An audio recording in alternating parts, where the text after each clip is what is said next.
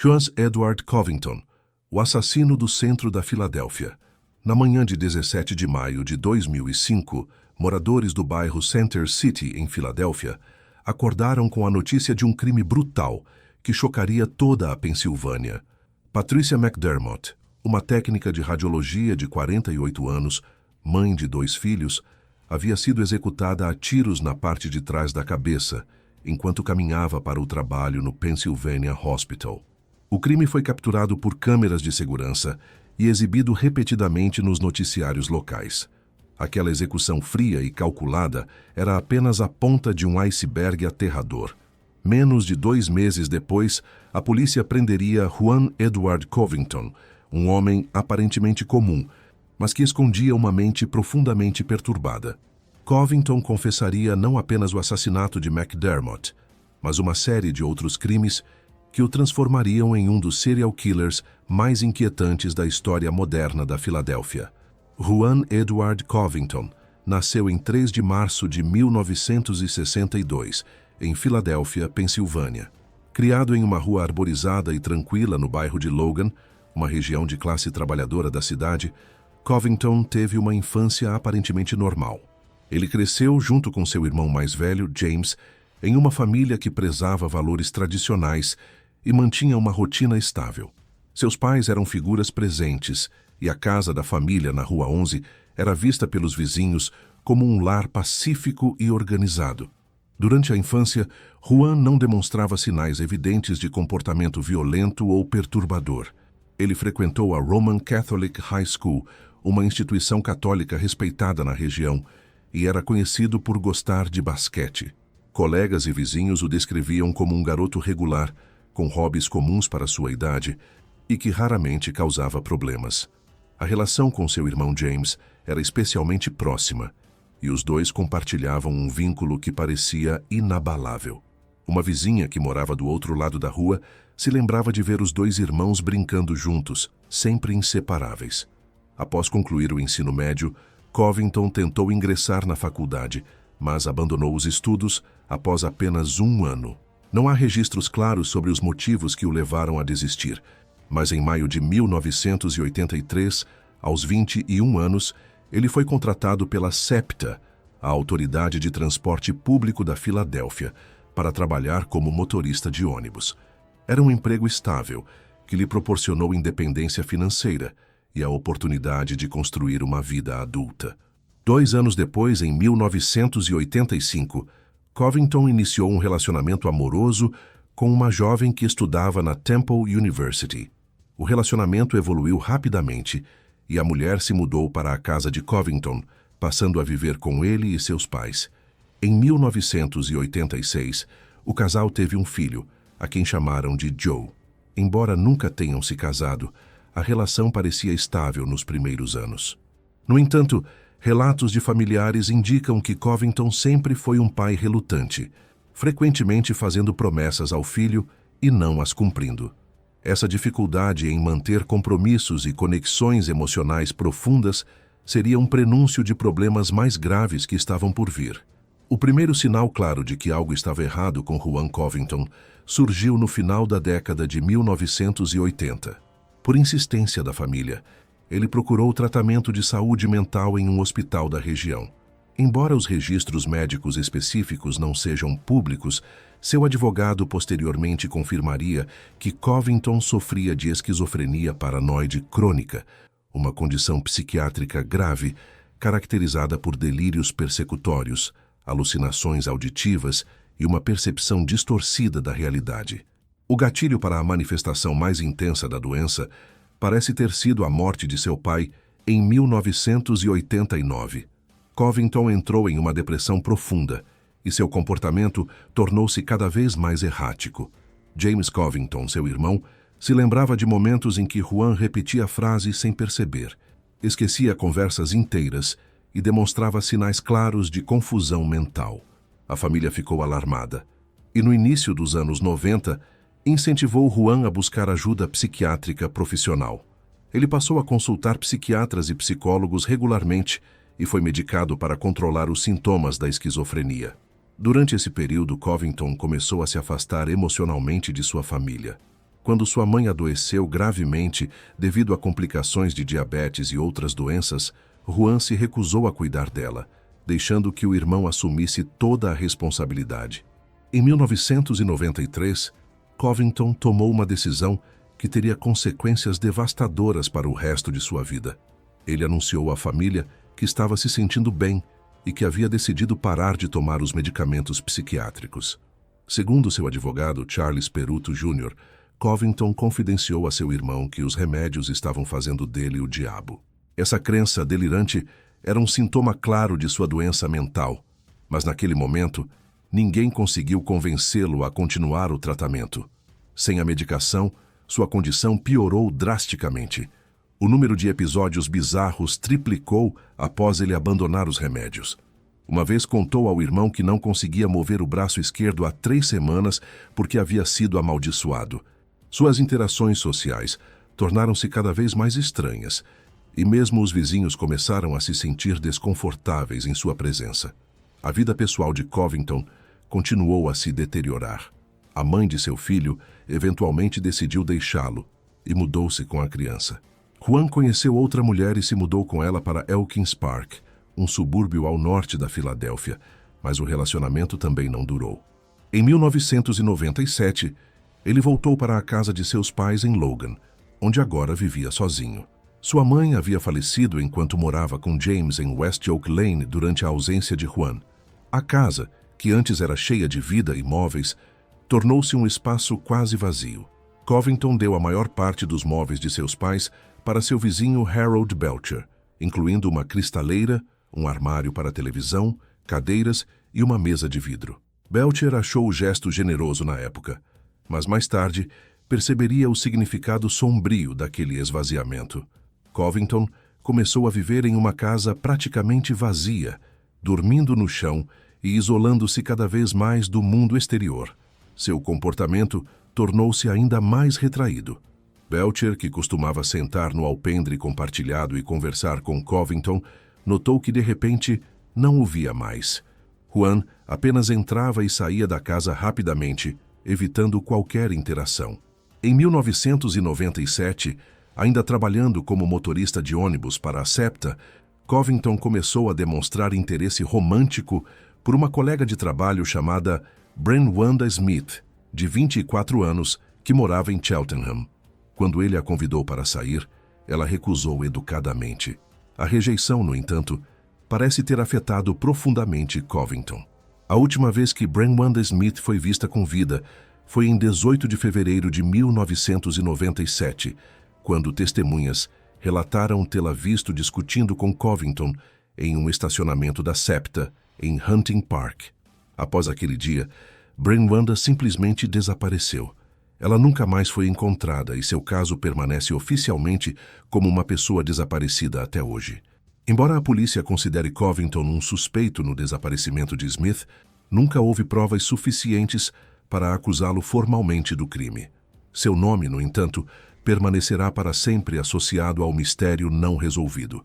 Após a rejeição e o subsequente desaparecimento de Smith, Covington se isolou ainda mais.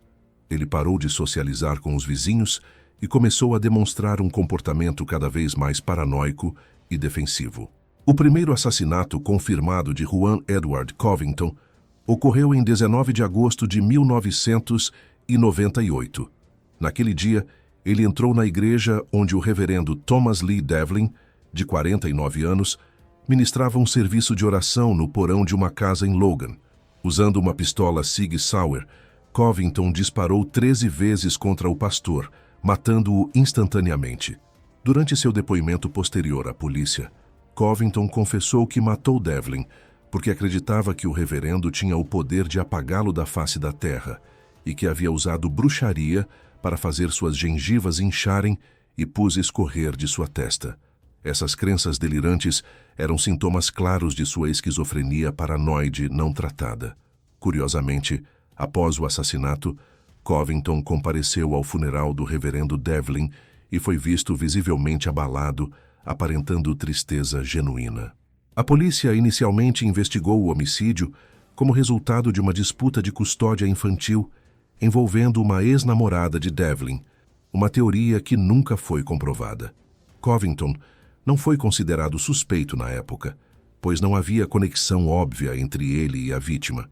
Por muito tempo, acreditou-se erroneamente que Covington e Devlin eram primos, mas essa informação foi desmentida posteriormente por membros da família, embora nunca tenha sido oficialmente corrigida pela mídia. Nos anos seguintes ao assassinato de Devlin, a vida de Covington continuou a desmoronar. Em setembro de 2001, a SEPTA o demitiu. Ele contou ao filho que havia adormecido enquanto dirigia um ônibus e que teve vários confrontos com colegas de trabalho. Logo depois, conseguiu emprego em uma loja Home Depot em Upper Darby, mas o trabalho também não durou muito. Segundo relatos, ele agrediu um cliente com um soco no rosto e foi demitido. Representantes da Home Depot se recusaram a comentar o incidente. O comportamento instável de Covington piorava a cada dia. Seu filho Joe relatou a familiares que frequentemente ele e o pai desciam de ônibus e metrôs em paradas distantes de sua casa em Logan, porque Covington estava convencido de que alguém os estava perseguindo. Em 2001, Covington solicitou uma licença para porte de arma, que foi aprovada. Ele adquiriu legalmente pelo menos 2 armas de fogo: uma pistola semiautomática de 9 mm e uma pistola calibre 380.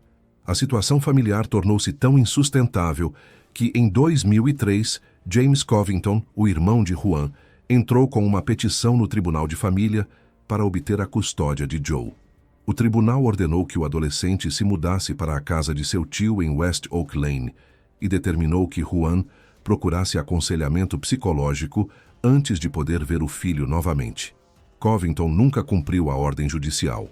Em vez de buscar ajuda, Juan Covington recorreu novamente à violência.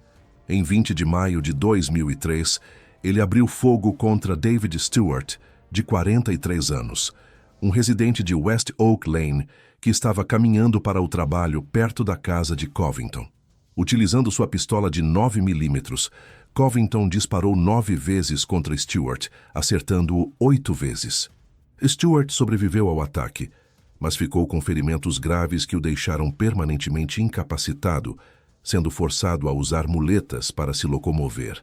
Testemunhas e vizinhos acreditavam que Covington simplesmente acordou naquele dia e decidiu matar alguém, escolhendo Stewart como vítima aleatória. Harold Belcher, o vizinho de Covington, mais tarde comentaria que acreditava que Juan havia saído de casa e atirado na primeira pessoa que viu. Stewart era amigo de Belcher, mas não tinha qualquer conexão com Covington. O crime parecia completamente sem sentido, motivado apenas pelos delírios paranoicos de um homem cada vez mais desconectado da realidade. Menos de um ano depois, em 26 de abril de 2004, Covington atacou novamente. Usando a mesma pistola de 9 mm, ele atirou 9 vezes contra William Bryant Jr., de 32 anos, enquanto Bryant caminhava para o trabalho na rua Ruscombe Oeste, em Logan.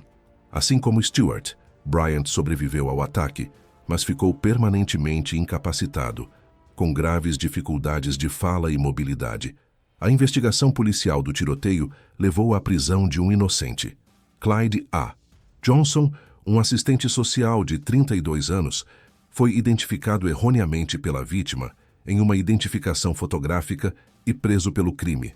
Incapaz de pagar a fiança de $1 milhão, Johnson foi mantido no centro correcional Curran from Hold da cidade. Ele permaneceu preso por mais de um ano, insistindo em sua inocência e apresentando álibis sólidos. Seus colegas de trabalho estavam prontos para testemunhar que ele estava no trabalho na manhã do tiroteio, e seu gerente tinha registros de computador e uma folha de presença para comprovar sua presença. No entanto, a justiça só seria feita quando testes balísticos finalmente ligaram a arma de Covington aos projéteis extraídos de Bryant. Johnson foi libertado em julho de 2005, mas as acusações só foram oficialmente retiradas em outubro daquele ano. Em 7 de março de 2005, Covington cometeu seu segundo assassinato confirmado.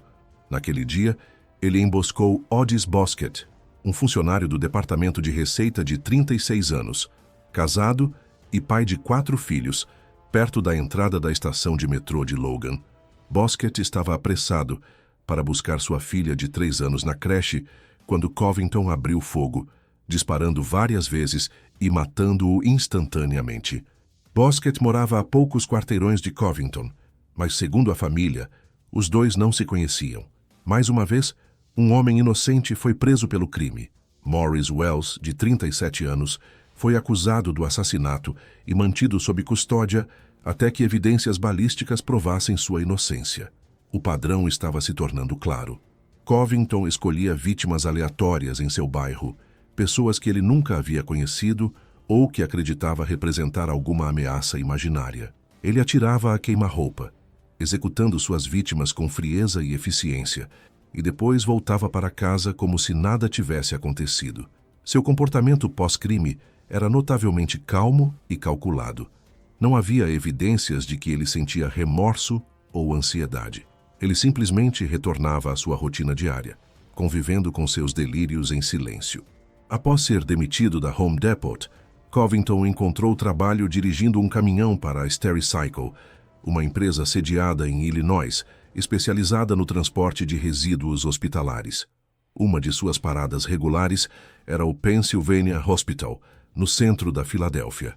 Foi lá que ele cruzou o caminho de Patricia McDermott, uma técnica de radiologia de 48 anos, mãe de 2 filhos adolescentes. Covington desenvolveu uma obsessão delirante com McDermott, acreditando que ela estava intencionalmente expondo-o à radiação e causando-lhe dores de cabeça. Em sua mente distorcida, McDermott representava uma ameaça direta à sua existência. Na madrugada de 17 de maio de 2005, Covington esperou McDermott no ponto de ônibus da SEPTA, no centro da cidade. Ele a seguiu enquanto ela caminhava para o trabalho e, às 4h42 da manhã, perto da esquina das ruas Nona e Chestnut, ele sacou uma pistola calibre .380 e disparou um único tiro na parte de trás da cabeça de McDermott. Ela caiu instantaneamente e morreu no local. O assassinato foi capturado em detalhes por uma câmera de segurança externa e as imagens foram transmitidas repetidamente nos noticiários locais, chocando toda a Filadélfia. O vídeo mostrava claramente um homem se aproximando de McDermott por trás, sacando uma arma e atirando antes de fugir rapidamente da cena. A execução foi descrita por investigadores como fria e brutal. O tenente Joe Malm, da Polícia de Filadélfia, disse que em seus 32 anos de carreira policial, nunca havia visto alguém ser executado daquela forma. A investigação inicial focou no marido de Patricia, George Amaranov, que tinha um histórico criminal incluindo acusações de roubo e drogas. Ele também possuía tempo de prisão, e a polícia descobriu que Patricia tinha uma apólice de seguro de vida, o que poderia representar uma motivação financeira. No entanto, Amaranov tinha um álibi sólido. Ele estava em casa no momento do assassinato, e seu testemunho foi corroborado. Além disso, o vídeo mostrava claramente que o atirador se movia de forma ágil e rápida, enquanto Amaranov caminhava com uma manqueira pronunciada. Ele foi rapidamente eliminado como suspeito. Sem pistas sólidas, a polícia ampliou a imagem do vídeo e divulgou publicamente, pedindo ajuda da população para identificar o suspeito. A estratégia funcionou. Centenas de denúncias chegaram e uma delas seria crucial.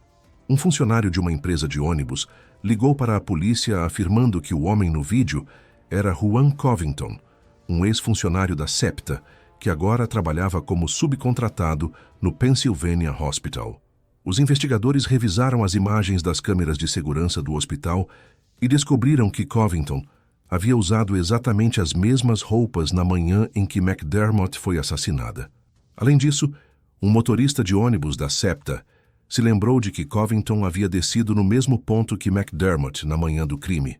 O motorista também mencionou que Covington tinha problemas de raiva e havia demonstrado interesse em outra motorista de ônibus, Brenwanda Smith, que havia desaparecido anos antes. Em 12 de julho de 2005, a polícia prendeu Juan Covington perto de sua casa em Logan. Ele foi detido inicialmente por porte ilegal de uma pistola de 9mm com o número de série raspado. Durante o interrogatório conduzido pelo detetive Chuck Boyle, Covington assistiu ao vídeo de segurança que mostrava claramente ele atirando em Patricia McDermott. Após mais de 24 horas sob custódia, ele finalmente confessou. Esfregando a barba aparada, ele disse calmamente aos investigadores que sim, aquele era ele no vídeo. Ele admitiu que havia matado McDermott porque acreditava que ela estava envenenando-o com raios-x e causando-lhe dores de cabeça constantes. Ele disse que ninguém acreditaria nele se ele contasse sobre isso, então decidiu matá-la. Para a surpresa dos investigadores, Covington não parou por aí. Com uma voz suave e medida, sem demonstrar emoção ou remorso, ele confessou ter matado o reverendo Thomas Lee Devlin em 1998 e Otis Bosquet em 2005. Ele também admitiu ter atirado em David Stewart e William Bryant. Testes balísticos confirmaram que as armas encontradas na casa de Covington eram as mesmas usadas nos tiroteios. Projéteis extraídos das vítimas correspondiam perfeitamente às armas em posse de Covington. A confissão transformou o que parecia ser um assassinato isolado em um caso de serial killer. Covington foi formalmente acusado de 3 homicídios e 2 tentativas de homicídio. 2 homens inocentes, Clyde A. Johnson e Maurice Wells, foram libertados da prisão e todas as acusações contra eles foram retiradas. David Mishak, advogado de Johnson, comentou que o caso deveria servir como lição sobre os perigos de confiar exclusivamente em identificações de testemunhas oculares. Ele argumentou que testes balísticos deveriam ser conduzidos com mais frequência, pois são tão precisos quanto correspondências de DNA ou impressões digitais. Johnson, que havia passado 15 meses na prisão, disse que sua vida havia ficado em suspenso. Ele não conseguiu retornar ao emprego como conselheiro de AIDS com a organização Congresso de Latinos Unidos em Kensington devido às acusações pendentes. Após ter as acusações retiradas, ele disse que estava simplesmente tentando respirar e reconstruir sua vida. Enquanto estava sob custódia, Covington foi colocado em vigilância de suicídio no Centro Correcional Curran-Fromhold. Seu advogado, Charles Peruto Jr., descreveu-o como severamente doente mental, com um histórico de episódios psicóticos que remontavam a 15 anos. Peruto explicou que Covington era capaz de manter um emprego e até mesmo discutir com vizinhos e ex-namoradas sem atirar neles, mas com suas vítimas de assassinato, ele sentia que tinha uma missão de exterminar o diabo. Ele se via como o escolhido para eliminar o mal do mundo. Peruto apresentou evidências de que Covington havia procurado tratamento psiquiátrico no final dos anos 80 e que sua condição se deteriorou drasticamente após a morte de seu pai. Quando parou de tomar medicação em 1993, os episódios bizarros triplicaram. Especialistas psiquiátricos consultados durante a investigação classificaram Covington como um esquizopata, uma categoria extremamente rara de serial killer. Ao contrário de psicopatas como Ted Bundy ou Dennis Rader, que derivam prazer e poder de seus crimes, Covington aparentemente não sentia prazer ao matar. Ele era movido pela paranoia de sua esquizofrenia e pela necessidade de eliminar o que percebia como ameaças à sua existência. Bruce Eimer, psicólogo clínico baseado em Huntingdon Valley, explicou que esses assassinatos não foram motivados por luxúria ou prazer. Covington decidiu que essas pessoas precisavam ser eliminadas. Ele as executou de forma eficiente e fria, evitando a captura por anos. Eimer acrescentou que pessoas como Covington podem continuar matando indefinidamente até morrerem ou serem capturadas. O ciclo simplesmente continua. Uma fonte próxima a Covington revelou que ele planejava eventualmente matar seu filho Joe e seu irmão James, que estava pagando por seu advogado. Joe teria confidenciado a um parente que estava preocupado que o pai pudesse explodi-los dentro daquela casa. Após o assassinato de Patricia McDermott, Covington compareceu à cerimônia de formatura do ensino médio de seu filho no Liacouras Center da Temple University. Ele sentou-se sozinho, afastado da família, observando silenciosamente enquanto uma arena cheia de pessoas aplaudia os formandos. Logo depois, Joe se mudou de volta para a casa do pai e relatou a parentes que Covington permitia que ele ficasse fora a noite toda. Um familiar comentou que parecia que Juan não queria que o filho soubesse o que ele estava tramando.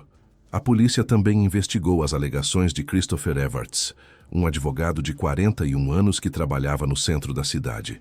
Evarts relatou que, em 17 de junho de 2005, exatamente um mês após o assassinato de McDermott, ele estava caminhando para casa perto das ruas 4 e Spruce à tarde, quando Covington começou a segui-lo de perto. Evarts parou para olhar uma placa histórica e Covington estava logo atrás dele. Evarts, que media 1,93 m e pesava 122 quilos, ficou aterrorizado pelos olhos pequenos e fixos de Covington e seu olhar silencioso e penetrante. Ele pensou que seria roubado ou morto.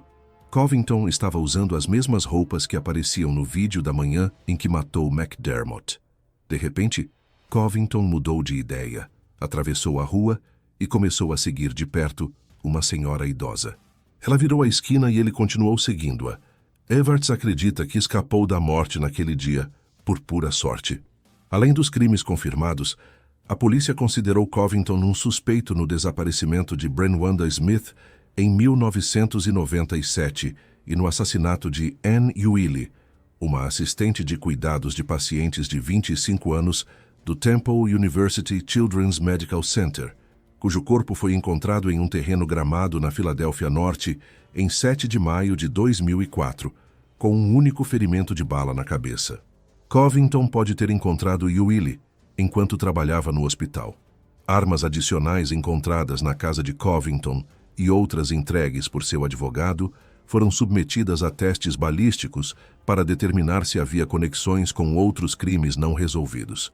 Investigadores acreditavam que o número real de vítimas poderia ser maior do que os 3 assassinatos confirmados. O julgamento de Juan Edward Covington começou no início de 2006. Em 4 de março daquele ano, no Tribunal de Apelações Comuns, Sala de Audiências 304, Covington apareceu usando um moletom de prisão folgado e calças de moletom pretas. Ele era uma figura minúscula e encolhida que deslizou para seu assento sem nunca olhar ao redor. Parentes de suas vítimas ocuparam a sala. A família Bosquet sentou-se do lado esquerdo e os McDermott do lado direito. Todos fixaram os olhos naquele homem de barba grisalha, óculos sem aro e cabelo raspado. Eles viam Juan Covington, de 44 anos, pelo que ele realmente era, um executor. Naquele dia, Covington se declarou culpado de todos os crimes, admitindo ter assassinado suas vítimas, mas alegando que era severamente doente mental. O juiz Benjamin Lerner imediatamente o sentenciou a 3 penas consecutivas de prisão perpétua pelos 3 assassinatos. Ele também deu a Covington 2 sentenças de 20 a 40 anos pelas tentativas de homicídio. As sentenças garantiam que Covington nunca seria elegível para a liberdade condicional. Ao proferir a sentença, o juiz Lerner afirmou que ela interromperia o ciclo de vitimização que havia aterrorizado a Filadélfia. Durante a audiência de sentenciamento, familiares das vítimas tiveram a oportunidade de se dirigir ao tribunal e descrever o impacto brutal dos assassinatos em suas vidas. Dorothy Bosquet Wright, tia de Otis Bosquet, entrou na sala de audiências segurando uma pasta com fotos da família, uma ampliação de um jantar de domingo e uma grande foto em grupo do Dia de Ação de Graças de 2004.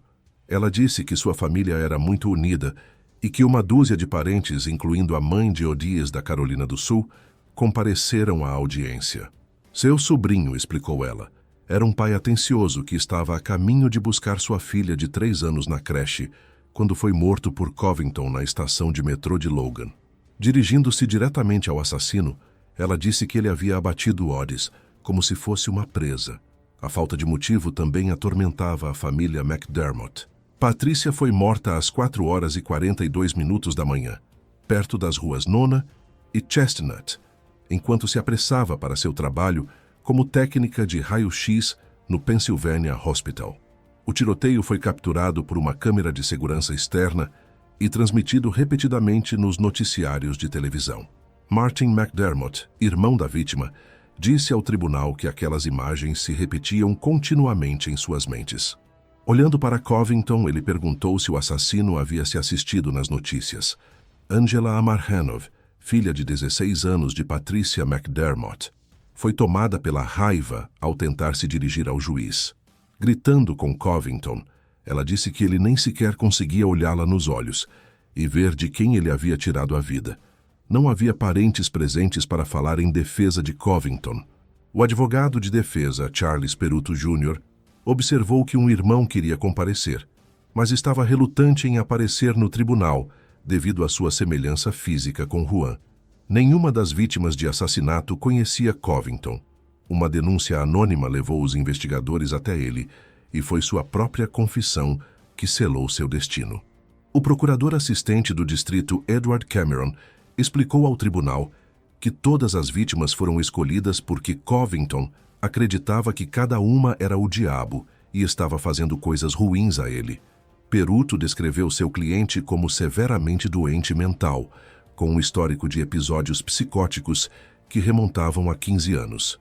Ele disse que Covington era capaz de manter um emprego e até mesmo de discutir com vizinhos e uma ex-namorada sem atirar neles. Mas com suas vítimas de assassinato, ele sentia que tinha uma missão de exterminar o demônio. Por se ver como o escolhido, Covington inicialmente não queria se declarar culpado. No entanto, quando questionado pelo juiz, Covington afirmou que não estava atualmente tomando medicação nem recebendo tratamento para doença mental. O juiz Lerner sentenciou Covington à instituição correcional estadual em Waymart, Pensilvânia, uma instalação que abriga presos que necessitam de cuidados psiquiátricos. Após a sentença, as famílias McDermott e Bosquet permaneceram na sala de audiências. As famílias nunca haviam se encontrado antes daquele dia. Angela Amarhanov, a filha de Patricia McDermott, abraçou a mãe de Odis Bosquet, do lado de fora do Centro de Justiça Criminal. Em meio ao frio, ambos os grupos falaram com a imprensa e disseram que encontraram conforto em saber que um serial killer havia sido detido. Angela Amarhanov declarou que estavam felizes por a justiça ter sido feita.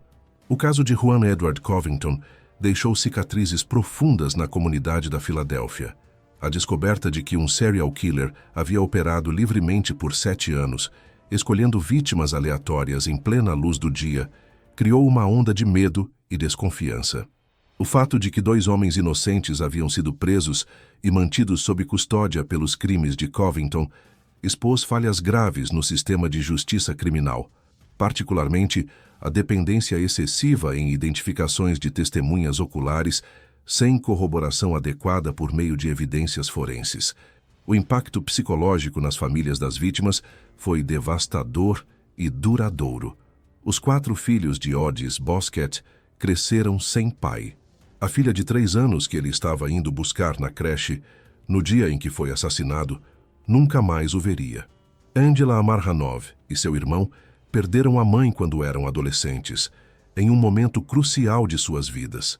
David Stewart e William Bryant sobreviveram aos ataques, mas suas vidas foram permanentemente alteradas. Stewart ficou com ferimentos graves que o deixaram incapacitado, forçado a usar muletas pelo resto da vida. Bryant também sofreu danos permanentes, incluindo graves dificuldades de fala e mobilidade. Ambos carregam as cicatrizes físicas e emocionais de seus encontros com Covington.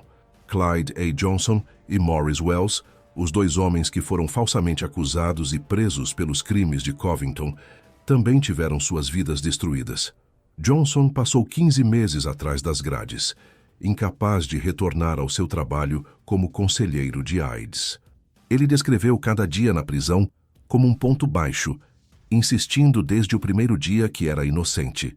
Mesmo após sua libertação, as acusações permaneceram pendentes por meses, mantendo sua vida em suspenso. A experiência traumática de ser falsamente acusado de tentativa de homicídio deixou marcas indeléveis em ambos os homens. Do ponto de vista criminológico e psiquiátrico, o caso de Juan Edward Covington oferece insights importantes sobre a natureza da esquizofrenia paranoide não tratada e seu potencial para levar a comportamentos violentos extremos. Covington representava uma categoria extremamente rara de criminoso, o esquizopata. Diferentemente da maioria dos serial killers, que são psicopatas motivados por luxúria, poder ou prazer sádico, Covington era movido exclusivamente por delírios paranoicos e alucinações religiosas.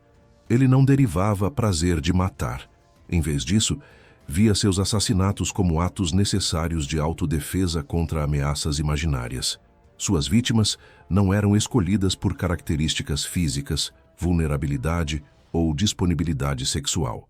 Elas eram simplesmente pessoas que, em sua mente doente, representavam o mal ou ameaças diretas à sua existência. O reverendo Devlin supostamente tinha o poder de apagá-lo da face da terra através de bruxaria. Patricia McDermott estava envenenando-o com radiação. Otis Bosquet, David Stewart e William Bryant eram ameaças vagas e não especificadas que precisavam ser eliminadas. A trajetória de Covington ilustra tragicamente como a doença mental grave não tratada pode evoluir para violência letal. Após a morte de seu pai em 1989, Covington começou a demonstrar sinais claros de esquizofrenia.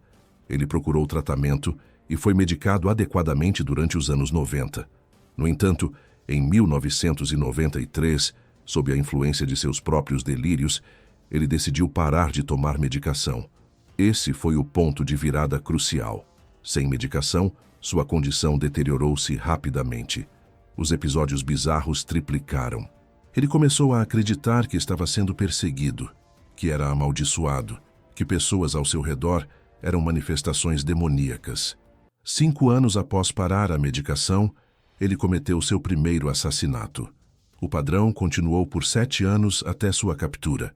Especialistas consultados durante o caso, incluindo o psicólogo clínico Bruce Eimer, enfatizaram que pessoas como Covington podem continuar matando indefinidamente até serem capturadas ou morrerem.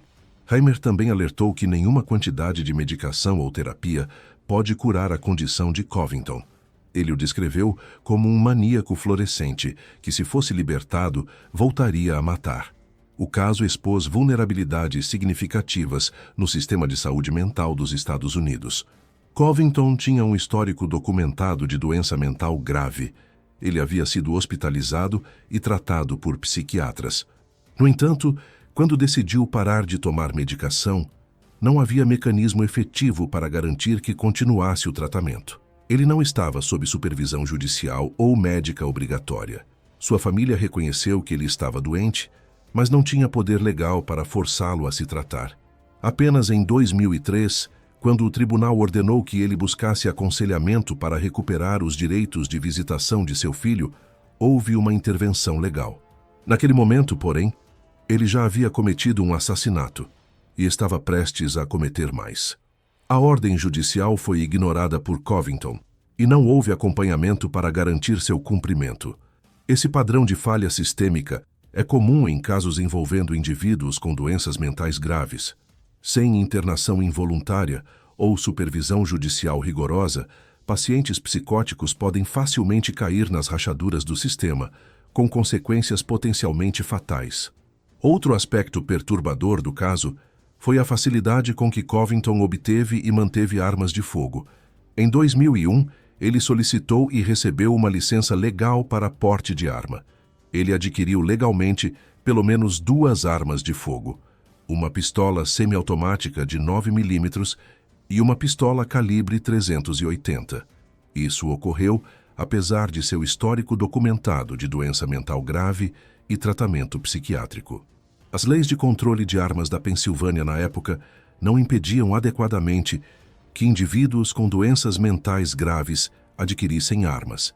Covington não havia sido internado involuntariamente, nem declarado mentalmente incompetente por um tribunal. Então, do ponto de vista legal, ele estava qualificado para possuir armas. Essa brecha legal teve consequências mortais. Com acesso legal a armas de fogo e uma mente consumida por delírios paranoicos, Covington tornou-se uma ameaça mortal para todos ao seu redor. Após sua prisão, foram encontradas várias armas em sua residência, e seu advogado entregou armas adicionais às autoridades. Todas foram submetidas a testes balísticos para determinar se haviam sido usadas em outros crimes não resolvidos. O impacto do caso na comunidade de Logan e na Filadélfia como um todo foi profundo. Durante anos, um assassino havia operado livremente entre eles, escolhendo vítimas aleatórias e executando-as em plena luz do dia. Vizinhos de Covington, como Harold Belcher, ficaram chocados ao descobrir que o homem tranquilo que morava ao lado havia sido responsável por múltiplos assassinatos. Belcher se lembrava de ter aceitado móveis de Covington e de ter discutido com ele sobre as crianças usarem o alpendre compartilhado. Ele nunca suspeitou que estava vivendo ao lado de um serial killer. A revelação criou uma profunda sensação de traição e medo na comunidade. Se Covington, que parecia apenas estranho, mas inofensivo, era capaz de tais atrocidades, quem mais poderia estar escondendo impulsos homicidas? A confiança entre vizinhos foi corroída. Pais ficaram mais vigilantes com seus filhos. Pessoas passaram a olhar por cima dos ombros ao caminhar pelas ruas de Logan. O assassinato de Patricia McDermott, no centro da Filadélfia em horário matutino, capturado em vídeo e transmitido repetidamente na televisão, intensificou o medo. Se uma execução fria podia acontecer no coração da cidade, ninguém estava realmente seguro. A cobertura midiática do caso foi extensa e, em muitos aspectos, sensacionalista. As imagens de vídeo do assassinato de McDermott foram transmitidas incontáveis vezes, traumatizando sua família e o público em geral. Jornais locais publicaram artigos detalhados sobre a história de vida de Covington, seus delírios bizarros e suas confissões perturbadoras. Ele foi comparado a serial killers notórios como David Berkowitz, o filho de Sam, e Jeffrey Dahmer, o canibal de Milwaukee. Essas comparações, embora imprecisas em muitos aspectos, ajudaram a solidificar a imagem de Covington como um monstro na consciência pública. A mídia também focou extensivamente no ângulo da doença mental, levantando questões sobre responsabilidade criminal, insanidade e o tratamento de indivíduos com esquizofrenia no sistema de justiça. Alguns criticaram a decisão do júri de considerá-lo criminalmente responsável apesar de sua doença mental evidente. Outros argumentaram que reconhecer sua doença mental não diminuía sua culpabilidade pelos assassinatos. O debate refletiu tensões mais amplas na sociedade americana sobre como equilibrar considerações de saúde mental com a necessidade de justiça e segurança pública. O legado do caso de Juan Edward Covington vai além dos crimes individuais que ele cometeu. Ele serviu como um catalisador para discussões sobre reforma do sistema de saúde mental, controle de armas, protocolos de investigação policial e os perigos das identificações de testemunhas oculares. O fato de que 2 homens inocentes foram presos e mantidos sob custódia por crimes que não cometeram destacou a urgência de melhorar os procedimentos forenses. Testes balísticos, que eventualmente exoneraram Johnson e Wells e conectaram Covington aos crimes, deveriam ser realizados rotineiramente em todos os casos de tiroteios, não apenas quando surgem dúvidas sobre a culpabilidade de um suspeito. A dependência excessiva em identificações de testemunhas oculares, que têm sido repetidamente demonstradas como não confiáveis, precisa ser reconsiderada. David Michak, advogado de Clyde Johnson, defendeu veementemente essa posição, argumentando que o caso era um exemplo perfeito de por que evidências forenses sólidas são essenciais. No âmbito da saúde mental, o caso ilustrou a necessidade desesperada de melhores sistemas de acompanhamento e supervisão para indivíduos com doenças mentais graves. Covington tinha um diagnóstico claro, havia sido tratado e medicado, mas quando decidiu parar o tratamento, ninguém tinha autoridade para intervir. Sua família reconheceu que ele estava doente, mas era impotente para forçá-lo a buscar ajuda. Apenas quando ele representava uma ameaça clara e iminente, ou havia sido declarado legalmente incompetente, a intervenção involuntária seria possível. Naquele momento, porém, já era tarde demais. As vítimas já estavam mortas. Especialistas em saúde mental argumentam que deve haver um meio-termo entre respeitar a autonomia individual e proteger o público de indivíduos que, devido à doença mental, não têm discernimento sobre sua própria condição e representam um perigo potencial. Ordens de tratamento ambulatorial assistido, nas quais indivíduos com doenças mentais graves são legalmente obrigados a continuar a medicação e o tratamento como condição para permanecerem na comunidade, são uma possível solução, embora controversa. Quanto ao controle de armas, o caso destacou as lacunas nas leis que permitem que indivíduos com histórico de doença mental grave adquiram armas de fogo. Embora a Lei Federal de Controle de Armas proíba a venda de armas a pessoas que foram involuntariamente internadas em instituições psiquiátricas ou declaradas mentalmente incompetentes por um tribunal, ela não se aplica a todos os indivíduos com doenças mentais. Covington nunca foi involuntariamente internado e nunca foi declarado incompetente, então ele passou por todas as verificações de antecedentes. A questão de se as leis de controle de armas devem ser expandidas para incluir indivíduos com diagnósticos de certas condições psiquiátricas graves, como esquizofrenia paranoide, é complexa e altamente controversa. Levanta questões sobre privacidade médica, estigma contra pessoas com doenças mentais e direitos constitucionais. No entanto, o fato de que Covington usou armas legalmente adquiridas para matar 3 pessoas e tentar matar 2 outras sugere que o sistema atual tem falhas que precisam ser abordadas. Hoje, Juan Edward Covington permanece preso na instituição correcional estadual em Waymart, Pensilvânia, cumprindo 3 sentenças consecutivas de prisão perpétua sem possibilidade de liberdade condicional. Ele tem agora 63 anos e passará o resto de sua vida atrás das grades. Para os familiares de suas vítimas, nenhuma sentença pode trazer de volta seus entes queridos ou apagar a dor que continuam a sentir. Dorothy Bosquet Wright nunca verá seu sobrinho Odis buscar sua filha na creche novamente. Angela Marhanov cresceu sem a mãe que foi brutalmente arrancada dela quando tinha apenas 16 anos. David Stewart e William Bryant vivem com as cicatrizes físicas e emocionais de seus encontros quase fatais com Covington. Clyde Johnson e Maurice Wells carregam o trauma de terem sido falsamente acusados e aprisionados por crimes que não cometeram.